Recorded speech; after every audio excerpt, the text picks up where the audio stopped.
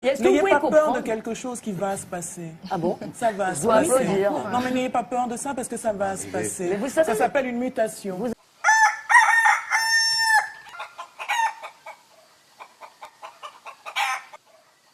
Et donc, qui souffrent de voir le monde changer autour d'eux, leur culture disparaître, peut-être, en tout cas être menacée d'après eux de disparition.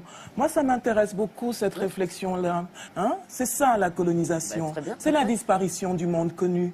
Et on ne peut pas avoir fait ça à tant de cultures et se dire que jamais une addition ne vous sera présentée. C'est impossible. Ah ben oui. Vous pensez que c'est l'addition? Mais c'est l'histoire. C'est la conséquence. C'est l'histoire. C'est la conséquence de l'histoire. Ah bon, bah donc moi je croyais... C'est pas un calcul. Donc vous dites c'est une Je pense que c'est le fait. Je pense que c'est un fait. Je pense que les gens ne comprennent pas le monde dans lequel ils doivent vivre dans certains espaces et qu'ils pensent que ce sera mieux ailleurs. Ils n'arrivent pas à savoir quoi en faire de ce monde qu'on leur a laissé et dont ils n'ont toujours pas les clés. Hein? Et donc voilà, ils essayent de survivre, les gens. Ils essayent de survivre, les gens. Je pense que c'est un peu dangereux de dire cette affaire de facture. Mais je pense que, peut-être que c'est exagéré, mais je le dis. Je le dis. Je suis une personne sensible, je ne suis pas une intellectuelle, je suis une artiste. Donc je pense que je peux m'exprimer de manière un peu émotive et qu'on m'excusera. On m'excusera pour ça. Mais je crois que sur le fond, je n'ai pas complètement tort. Hein, sur la disparition du monde connu, on peut en parler, de la disparition du monde connu dans plein d'espaces.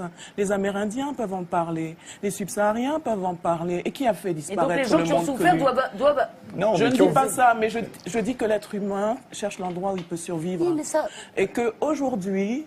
Par exemple, un espace comme l'Afrique subsaharienne n'appartient pas aux subsahariens, mais aux multinationales occidentales, et que c'est un droit pour les gens d'aller survivre ailleurs. Et c'est cet ailleurs, c'est l'Europe, pour eux, de manière logique, ils vont venir, et ils vont venir avec leur bagage identitaire, ce qu'il en reste du moins, parce que les gens ne sont pas des coquilles vides. C'est ça qui va se passer. Et c'est déjà en train de se passer. Donc n'ayez pas peur. Nous allons tous survivre à ça. Moi, j'ai pas peur, j'ai peur juste qu'on arrive à tous survivre à ça. Tout est dit dans Deutéronome 28. Tout, car il n'y a rien de flou. Tout sur ce que vous êtes, fils d'esclaves au sang et larmes coulées à cause des êtres flous. Vous qui réveillez la vérité tant cachée dans les enclaves. Car eux ne se soucient pas de vous, chers parents. À l'instant même où je vous parle, je bave. Si vous pouvez faire quelque chose rapidement, parce que ça va jouer. Vous-même, vous voyez la haine du monde. Les grandes nations sont là, ils regardent la couleur black en train de périr. Nos frères meurent chaque jour qui passe. Le Maroc garde le silence, l'Europe garde le silence, l'Espagne garde le silence. Chaque jour qui passe, on tue nos frères. Chaque jour qui passe, on tue nos frères. Il est inadmissible que l'Espagne sait qu'il y a les blacks qui sont dans la forêt, qui sont dans la détresse. Mais il n'y a personne qui fait un signe. Les journalistes viennent ici, prennent les photos comme vous prenez les photos, mais rien. Ça n'aboutit à rien. Dieu est là. Et c'est grave. Frères et sœurs africains, frères des îles, n'allez pas en vrille. Soyez braves. Quelqu'un traverse derrière la barrière, entrer c'est entrer, on ne doit pas lui mettre haut. Et on ne doit pas taper sur les êtres humains comme les animaux, ce n'est pas normal. On les a tapés jusqu'à moi, Dieu, puis tu es à ma place. Ça me fait mal. Et d'être toujours fiers, très chers. Vous êtes les vrais fils d'Abraham. Oui. C'est à vous que Moïse parlait, à vos ancêtres qui subissaient les blâmes. Vous aviez porté la chaîne au cou, cicatrisé vous étiez par des lames. Dans un pays comme la France, par exemple, on sait que 40% du taux de natalité est assuré par des populations étrangères. C'est une réalité aussi. Donc maintenant, on est dans une situation où c'est ce que vous dites qui renforce l'extrémisme. Quand vous dites que l'immigration pose un problème, il faut aussi parler des avantages de l'immigration. Parce que moi, quand je travaille en France, je paye mes impôts ici. Donc les étrangers qui sont là, il y a une partie qui peut travailler et envoyer au pays aidé. La majorité paye ses impôts, s'installe dans vos pays, enrichit vos pays. Donc ce sont des citoyens productifs. Après, il faut voir, il y a une minorité qui vient, il y a des morts, certes. Mais je voulais souligner une chose. Le discours que vous avez, il est encore légitime tant que l'Afrique restera muette. Et moi, aujourd'hui, je voulais m'indigner pour le silence de l'Union africaine. Les gens là qui meurent sur les plages, et je mesure mes mots, si c'était des Blancs, la terre entière serait en train de trembler. Ce sont des Noirs et des Arabes. Alors eux, quand ils meurent, ça coûte moins cher. Ici, j'étais venue en 2008 et j'avais dit, l'Union européenne, avec ses flottes de guerre, avec son économie, je vous dis une chose, si on voulait attaquer nos pays ici en Occident, il y aurait des moyens de se défendre. Donc si on voulait sauver les gens dans l'Atlantique, dans la Méditerranée, on le ferait. Parce que les moyens qu'on a mis pour Frontex, on aurait pu les utiliser pour sauver les gens. Mais on attend qu'ils meurent d'abord. C'est à croire que le laisser mourir est même un outil dissuasif. Et je vais vous dire une chose, ça ne dissuade personne. Parce que quelqu'un qui part et qui envisage l'éventualité d'un échec, celui-là peut trouver le péril absurde et donc l'éviter. Mais celui qui part pour la survie, qui considère que la vie qu'il a à perdre ne vaut rien, eh bien celui-là, sa force est inouïe. Parce qu'il n'a pas peur de la mort. Mais c'est exactement pourquoi il faut fermer des frontières complètement. Il faut sauver l'Afrique et sauver l'Europe. Vous ne pourrez pas rester comme vous ne resterez pas comme des poissons rouges dans la forteresse européenne. La crise actuelle nous a démontré ça. Au jour d'aujourd'hui, l'Europe ne sera plus jamais épargnée tant qu'il y aura des conflits ailleurs dans le monde. L'Europe ne sera plus jamais opulente tant qu'il y aura des carences ailleurs dans le monde. On est dans une société de la mondialisation où un Indien gagne sa vie à Dakar, un Dakarois gagne sa vie à New York, un Gabonais gagne sa vie à Paris. Que ça vous plaise ou non, c'est irréversible. Alors trouvons une solution collective ou bien...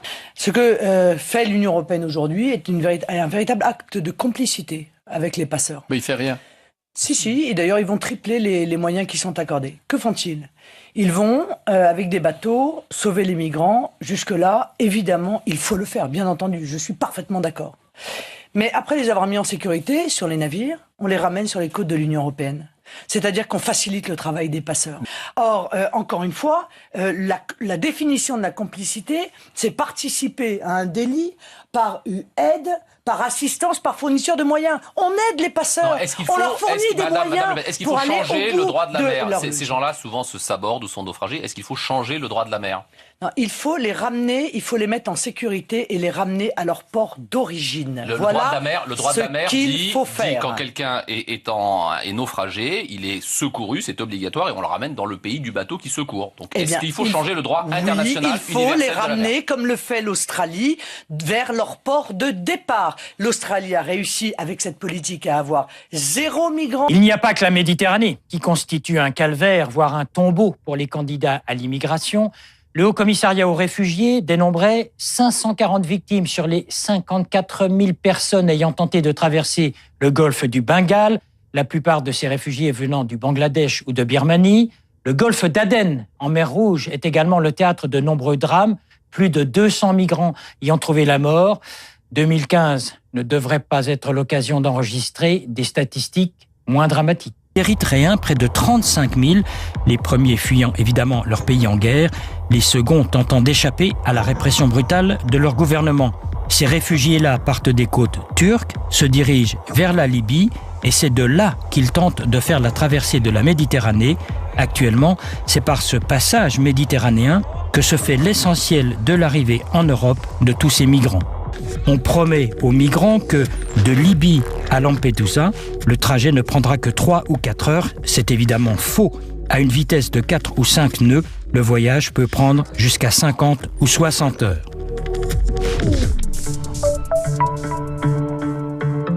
Son vrai nom, c'est Agence européenne pour la gestion de la coopération opérationnelle aux frontières extérieures des États membres de l'Union européenne. En résumé, on dit Frontex. Au départ, l'idée était intéressante. Avec l'espace Schengen, toute personne entrant dans l'un des pays de l'Union européenne et l'un des 4 États associés, dont la Suisse, peut, dès lors qu'elle y a été admise, circuler librement en passant d'un pays à l'autre. D'où la nécessité d'effectuer les contrôles aux frontières extérieures de l'Europe. Créé en 2005, Frontex n'est donc au départ qu'un organisme de surveillance. Cela dit, avec le flux croissant de migrants, Frontex a dû faire à 2 types de critiques. Ceux qui pensent que le système est une vraie passoire et que Frontex ne remplit pas son rôle de garde-frontière. À l'inverse, d'autres voix accusent Frontex d'outrepasser sa fonction et de mener une politique anti-migratoire trop dure. Mais, faute de crédit, ce programme est terminé. En novembre 2014, l'opposition marquée de la Grèce et de l'Italie qui considèrent qu'elles ne peuvent compter sur la solidarité des autres pays de l'Europe, et en face, les pays du Nord européens qui estiment que leurs amis du Sud ne respectent pas leurs engagements et qu'ils laissent trop de migrants pénétrer sur le sol européen. On est face vraiment à une vague de migration inouïe en ce moment dans le monde. Le HCR parle de 50 millions de migrants actuellement. C'est un chiffre énorme. C'est un chiffre. Ça, c'est tous les réfugiés dans le monde. C'est pas seulement les migrants. Absolument, absolument. C'est un chiffre, mais c'est un chiffre qu'on n'a pas vu depuis 1945. Donc c'est vraiment effroyable. Et puisque c'est en grande partie dû au déséquilibre politique et au conflit dans le Moyen-Orient, donc à nos portes, beaucoup de ces réfugiés essayent de venir en Europe. Oui, alors sur le trafic lui-même, je veux dire, qu'est-ce que vous pouvez faire à part, bien évidemment, c'est le rôle du festival de sensibiliser les gens à ce qui est, encore une fois, une violation massive des droits de l'homme. On peut sensibiliser, mais est-ce qu'on peut agir dessus ? On peut sensibiliser, mais aussi on peut casser les stéréotypes et donner un visage à ces victimes, à ces gens qui sont totalement désespérés. Parce que ce qu'on peut dire, c'est que ce n'est pas uniquement des gens qui viennent chercher une vie meilleure, c'est surtout des gens qui essayent de sauver leur peau, de sauver leur vie. Donc qui sont là avec leurs femmes, avec leurs enfants, qui sont menacés d'être massacrés, torturés, voire gazés, et qui sont désespérés au point d'embarquer sur ces paquebots. Et c'est important de ne pas les traiter comme une masse, mais de leur donner une voix et un visage. En France, on déclare ici et là que l'immigration est en hausse constante, qu'il n'y aura bientôt plus de Français de souche. C'est inexact. Le flux d'immigrés légaux qui entrent sur le territoire français est stable, autour de 258 000 personnes par an, et c'est le même nombre depuis une dizaine d'années. C'est un peu plus que l'Espagne, qui en accueille 209 000. C'est à peu près équivalent au nombre d'entrées en Italie, mais beaucoup moins que l'Allemagne, avec près de 300 000 immigrants par an. Et la Suisse ? Eh bien, la Suisse est l'un des premiers pays d'immigration au monde. Tout récemment, l'Office fédéral de la statistique a fait cette révélation. Un tiers de la population en Suisse est issue de l'immigration. Cela représente tout de même 2,4 millions de personnes sur un peu plus de 6 millions. J'ai beaucoup rencontré la méchanceté. Ouais. J'ai beaucoup rencontré la famille. Mais la souffrance, je suis né dans la souffrance, grandi. Mais je me battrai pour tuer cette souffrance.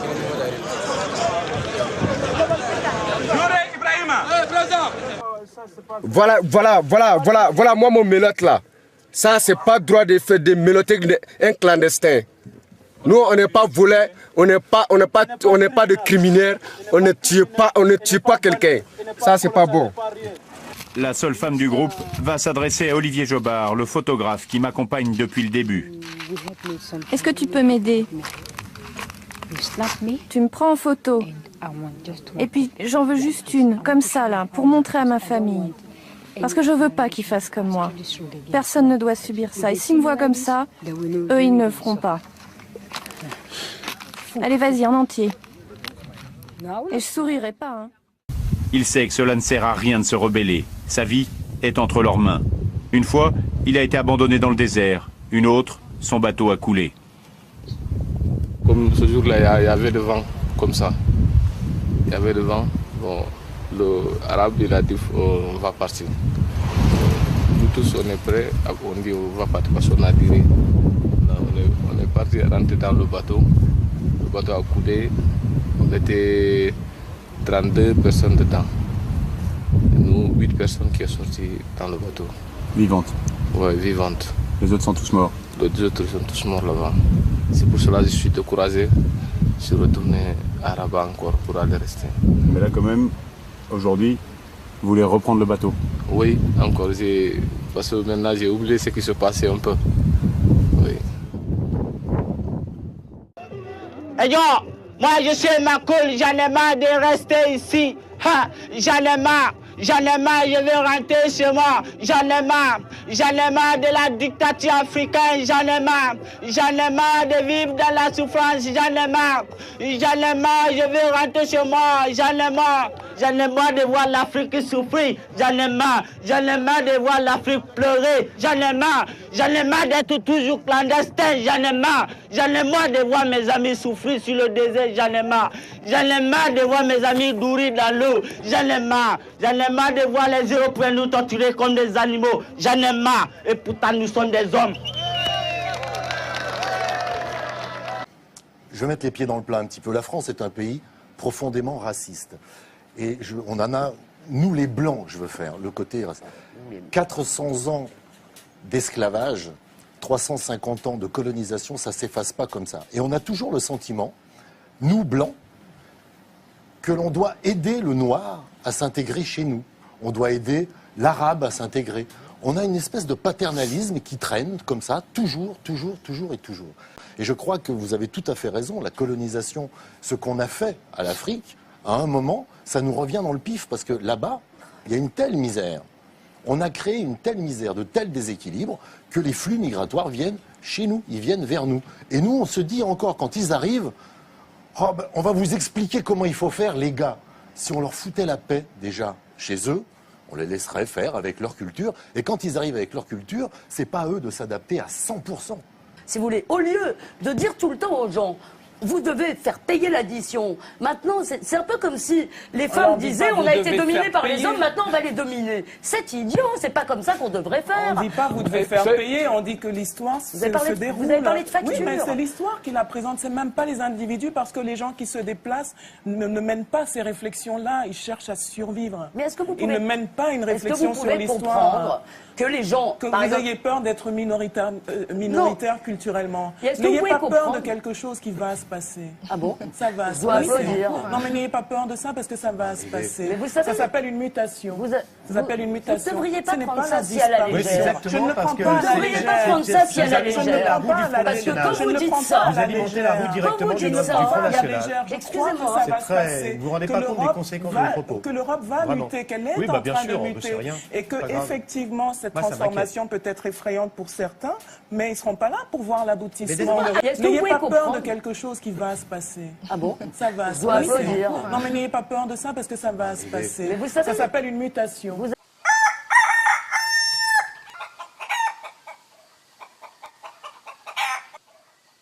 Frères et sœurs, repentez-vous, soyez la lumière du monde, pareillement qu'elle brille devant vous, car le temps est venu, repentez-vous pour accomplir les saintes écritures. Hey oh l'ami, qu'as-tu à crier ce matin en pleine rue, Bible en main? Laisse-le. Oh, ne vois-tu pas qu'il prophétise? Écoutons-le. C'est dire nous est différents peut-être, hein l'ami? Repentez-vous. Eh oui frérot, écoute, celle-ci c'est l'heure de vérité. Arrêtez les mensonges qui depuis des lustres n'ont rien amélioré, les anges pleurent. On aggrave des pétards qui s'empirent, de jour en jour ça va de pire en pire. L'atmosphère gérée par Lucifer, rien ne change, il vocifère. C'est au bout de l'idolâtrie, l'église a créé sa divinité, oh. Sachez que les pierres, le bois, ne parlent pas, qui pointent le doigt. Le matérialiste est une absurdité. La peur qu'ils ont pour l'immortalité montre que leur divinité est un divin des morts. Ne dis pas ça l'ami, c'est insensé. Non, laisse-le parler. Écoute frérot, l'église a oublié Yahvé. Fait allégeance aux dieux étrangers, Nzambi. Disent qu'ils parlent aux morts, fréquentent les zones Nzambi. Aïe, représente avec accord la croyance envers sa majesté. Quiconque le fait est antichrist, tout comme ceux qui pensent que le droit de l'homme est une religion, c'est triste. Il n'y a plus de liberté sans loi, un fils y avait établi la tienne. Respectons-la, quoi qu'il arrive à cela, contrairement c'est le vœu. Frères et sœurs, repentez-vous, pour accomplir les saints écrits, repentez-vous. Repentez-vous, pour recevoir la lumière du jour sur vous. Repentez-vous, pour accomplir les saints écrits, repentez-vous. Repentez-vous, pour recevoir la lumière du jour sur vous. cette histoire mon frère, elle me fait marrer. Si Dieu est vraiment le soi-disant Dieu lui-même, esprit et créateur de l'humanité, omnipotent, omniprésent, omniscient, maître de son esprit, jamais celui de l'homme il ne peut contrôler. Simple instrument, par son soi-disant miracle qu'il avait lui-même à créer. Bah où ses pouvoirs magiques sont finalement passés. Assez, pourquoi donc au nom de Dieu l'église ne fait que verser le sang par son passage, des guerres et des conquêtes à la traite de négrière, de l'inquisition à la colonisation, du monopartisme à la démocratie. L'église n'a fait que tuer le nom de Dieu. T'inquiète pas mon frère, je ne jurerai jamais au nom de Dieu. Frères et sœurs, repentez-vous pour accomplir les saints écrits. Repentez-vous, repentez-vous pour recevoir la lumière du jour sur vous. Repentez-vous pour accomplir les saints écrits. Repentez-vous, repentez-vous pour recevoir la lumière du jour sur vous. Tes paroles frère, je ne saurais les compléter, sauf que je pense le fait que le Dieu-Esprit n'a jamais existé, mais il est imposé par la force et sur le chicote des missionnaires par le diable hanté, appelant chien par chien, chat par chat, quel que soit le lieu dans le monde où il se trouve, le nom de l'homme reste inchangé. Pourquoi le titre Dieu a remplacé le nom de Yahvé? Même, il fallait aussi changer le nom d'Abraham, le nom d'Isaac, de Jacob, du mont Sinaï. Pour par l'intégrité de la vie par l'église a-t-elle été violée? Arrêtez les mensonges qui éblouissent les gens, car l'heure de vérité est arrivée. Repentez-vous, prenez garde, il est là le royaume de Yahvé. Batata, bamama, lusambila, batwenya, bibunda, lusambila. Frères et sœurs, repentez-vous pour accomplir les saints écrits. Repentez-vous, repentez-vous pour recevoir la lumière du jour sur vous. Repentez-vous pour accomplir les saints écrits. Repentez-vous, repentez-vous pour recevoir la lumière du jour sur vous. Tout le monde croyait maintenant à Yahvé.